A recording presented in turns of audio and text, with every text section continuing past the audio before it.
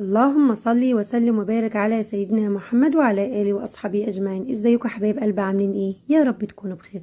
تعالوا النهارده علشان اديكم افكار عن اللانش بوكس واوريكم اديت ايتن ايه النهارده وهي رايحه المدرسه.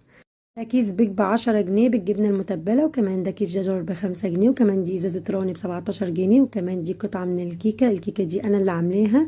دي مش بالبرتقال، دي بالمرندا، انا اللي عاملاها عشان كده لونها غامق بالمرندا.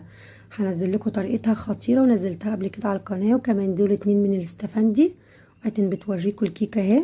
طبعا طعمها مش عايزه اقول لكم، اقسم بالله خطيره، بس زي ما قلت لكم لونها غامق علشان دي بالمرندا.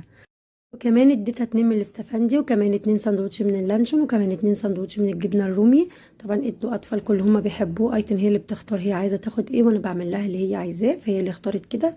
ادوا اطفال كل اللي بيحبوه علشان ياكلوه.